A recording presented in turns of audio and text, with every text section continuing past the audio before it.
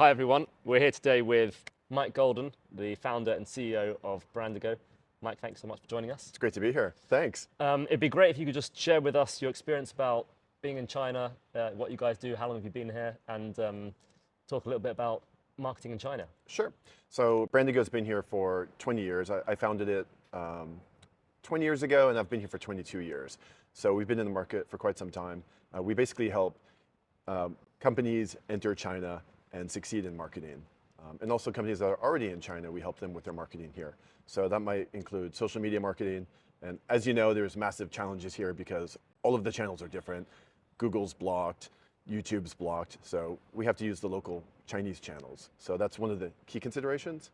But also besides that, a lot of companies come and they don't have the messaging right.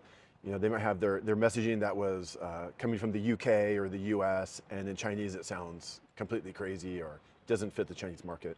So we'll help them adjust their messaging, adjust their branding and their position.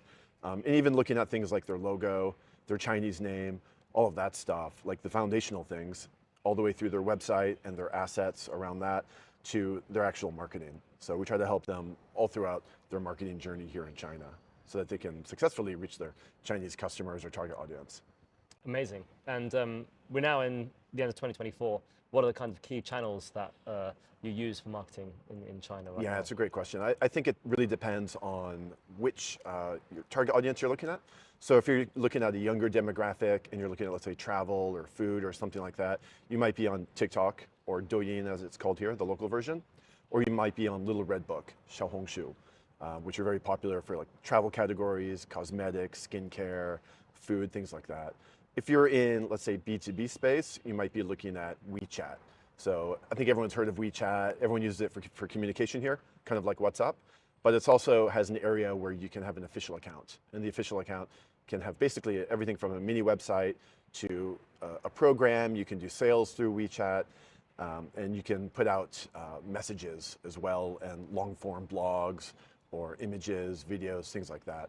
So for B2B space, we'll typically recommend WeChat. And then if people are searching for you, Google's blocked. So then we'll recommend Baidu as the main search engine. So people, they have a Baidu ad program that you can also use. So there's a lot of different channels, and mapping them out and figuring out which channel is going to work for your customer is critically important for companies to succeed here. Amazing. And do you find in China, it's obviously a very big country, there's different regions, different climates, different almost cultures within China, different minority groups. Do you have to change your messaging or the way you market if you're looking at different parts of China? I think it depends how local your brand is. So if you're looking at like very local categories, you might want to consider that. In general, though, I mean, most companies will have like the major message. I think the key thing, though, is that let's say if you're coming up with a Chinese name or messaging, is to make sure it tests well in different parts of the country because everyone has a local dialect. So here in Shanghai, my wife is speaking Shanghainese with her friends and family, actually not speaking Mandarin. So you need to make sure that the Chinese name or the messaging doesn't sound crazy in the local language or offensive, because there have been some classic cases where it sounds really stupid in local dialect, and they didn't test it. Wow. So you'll generally want to test like important things like your Chinese name in the south, in the north, in the east, and make sure that it resonates. So in the major dialects where, like a market like Shanghai, obviously there's nearly 30 million people here. Correct. It's not one where you want to have a clangor of a name exactly. in Shanghai dialect. Exactly. Amazing. Okay. Yeah. And looking into 2025, 2026, China, I find just changes so fast, especially compared to the UK where I'm from. Even the online channels in the UK move slower than they do in China. There's always new e-commerce platforms, there's new apps in China. Are you seeing any innovation or new spaces that you've got an eye on that brands should be aware of?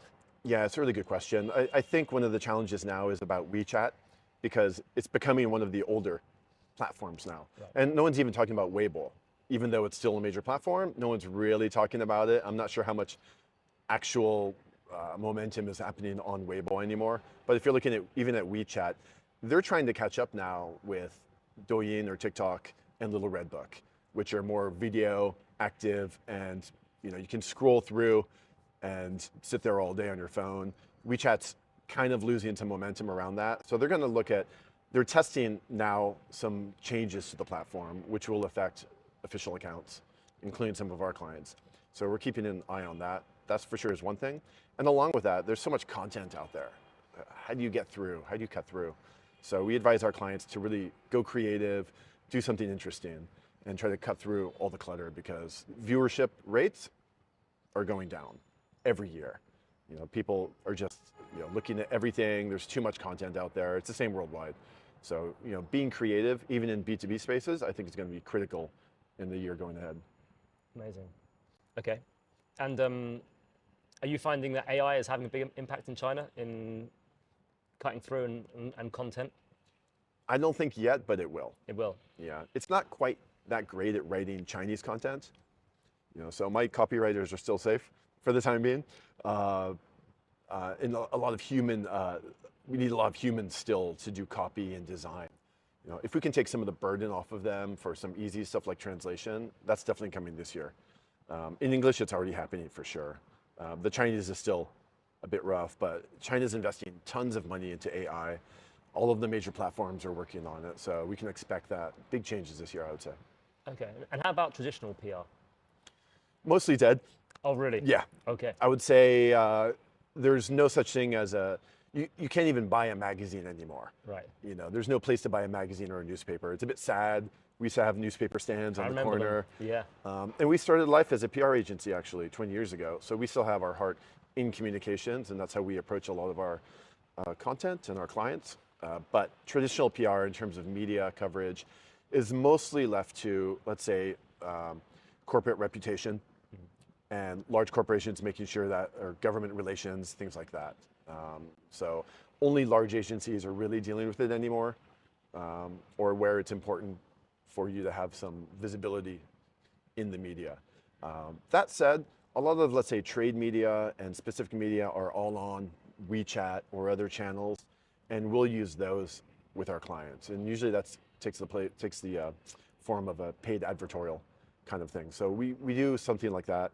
And then it kind of extends into KOL or key opinion leaders or influencers, and which is kind of the next level. So putting all of that is kind of the new PR, let's say, and using KOL, using trade media, instead of just traditional, let's say, press conference or something like that.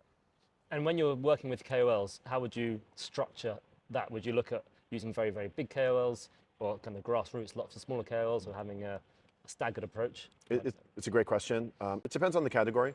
So big KOLs will get your name out there quickly, but very expensive. Right. And if you're looking at e-commerce spaces, you're paying them for the product. You're probably going to break even if you're lucky with a big KOL flogging your product online, something like that. But smaller KOLs, especially in B2B spaces, can be very effective. We have a program running right now for an international school where we're bringing KOL to the schools every few weeks to shoot things and cover different subjects. And they're smaller KOLs. They're like moms and people interested in education and kids. So you don't need like a massive powerhouse for every category. It really depends on the category. Amazing. Thank you so much, Mike. It's been very insightful. Yeah, it's a pleasure. Thank you. Thanks. Cheers. Thanks, man. Cheers, mate. Bye-bye.